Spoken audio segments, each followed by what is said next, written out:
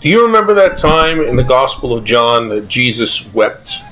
It was when he reached the funeral of his friend Lazarus, John chapter 11. What's going on there? Was Jesus sad about Lazarus' death? Could it be that he was mourning the loss of his friend? In the following story, John chapter 12, verses 1 through 8, Lazarus' sister, Mary of Bethany, seems to be able to dispose her family's wealth with ease. Scholars Richard Rohrbaugh and Bruce Molina think this therefore indicates that Mary is the elder sister. During the funeral of her brother Lazarus, she remains in the house like the older sister would, accompanied by other female mourners. But eventually, like her younger sister, Mary also ventures outside their village to meet Jesus. Why? Like the younger Martha, Mary also acknowledges Jesus as an Israelite shamanic folk healer. But nothing more than that. Certainly nothing of the idea is found in John chapter 1 verses 1 through 18, the prologue.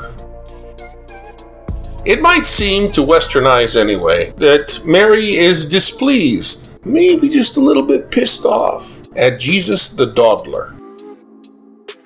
You know, Jesus in the Gospel of John dawdles.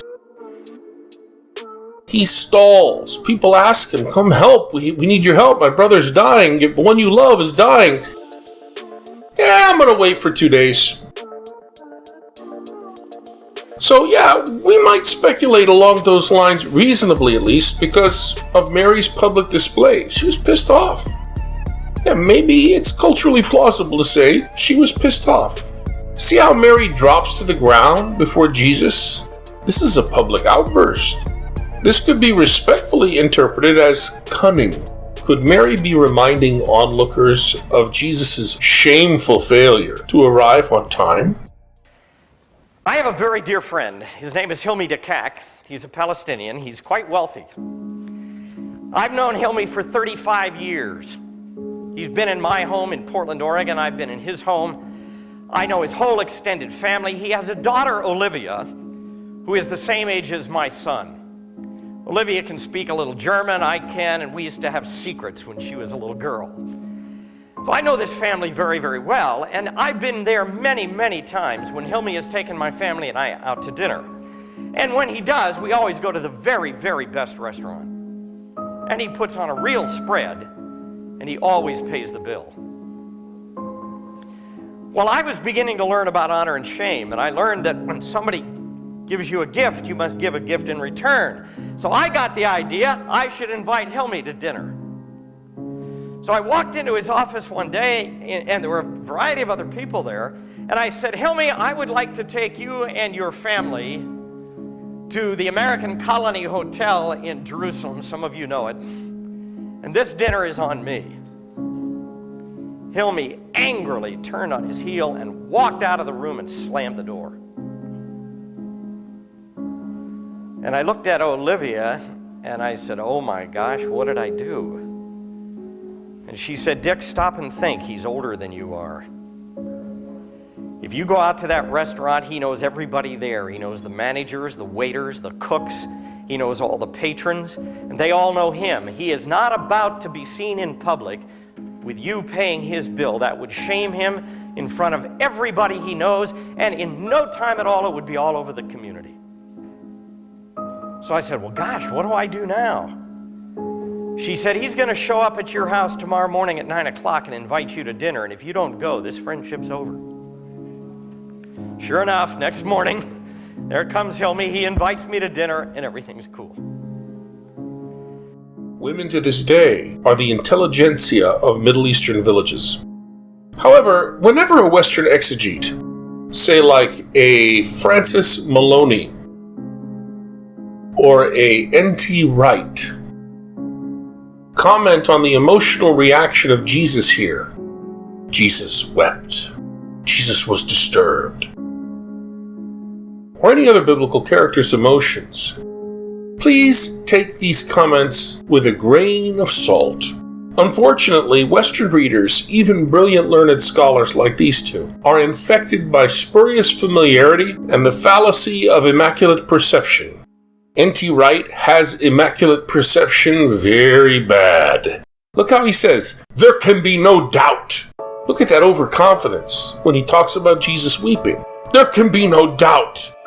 Cultural anthropologists repeat to deaf ears that the only thing transcultural about human emotion is the sensory experience. Beyond that, zilch. So, what if an emotional expression by some Mediterranean biblical character resembles something we introspective Western 21st century people experience? Guaranteed, these expressions are markedly different. And all the sentimental desire in the world to force-fit Jesus wept, and why Jesus was perturbed into your ethnocentric to Western life, culturally congenial box simply cannot correspond with reality. As far as their ethnocentric, psychological, and introspective understandings of Jesus' emotions here are concerned, right is wrong, and Maloney is baloney. If we could only read the text with cultural sensitivity, as Rohrbaugh, Molina, and their context group friends so highly recommend, it could very well be that when it says Jesus was perturbed or deeply disturbed, that this means that Jesus displayed indignation and chagrin. Why? Maybe because Jesus was publicly embarrassed when Mary publicly challenged him. Consider that all the mourners are present. Everybody's looking at everybody. There's no privacy in this world, folks. Consider Mary's entourage accompanying her out of the house to go meet Jesus. And consider Jesus' own company of his other disciples. Will he treat them as callously and carelessly as he did Lazarus and his sisters? This is humiliating, embarrassing. It is culturally plausible in any case that Mary's display would provoke questions from the onlookers. How could this dawdler be a true friend? Here is Jesus irritated and uninvolved, surrounded by many weepers. I discovered in Beit Jala, and you can see evidence of this in ancient texts too. The people in Beit Jala believe that all women are naturally born with a gene inside them that makes them wise. Wisdom is the quintessential feminine virtue. What anthropologists will tell you is that while women don't play this game of challenge and response out in public, what they do is they keep score. They watch you like a hawk.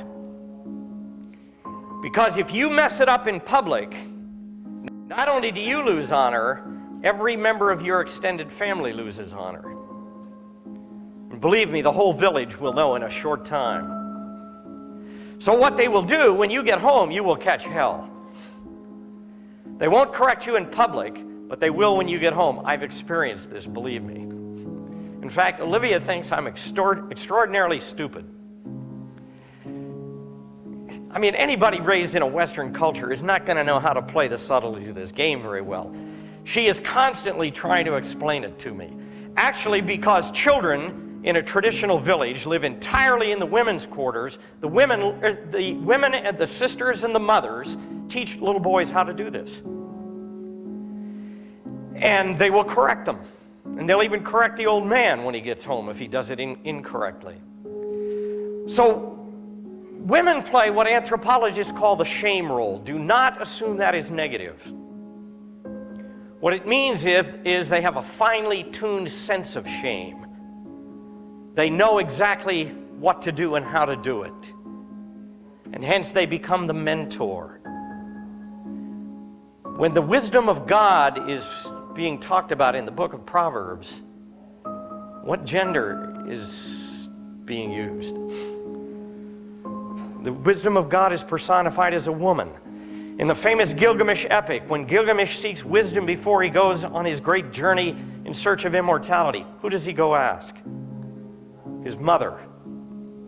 All along the journey, who does he consult with? Women. Who do I consult with? Olivia. So I asked Olivia what had happened in this thing. She said, Dick, think about it. He invited you to dinner, that's a compliment. You come, that's the return of the compliment. It's likely what's being described here is the Johannine Jesus getting indignant.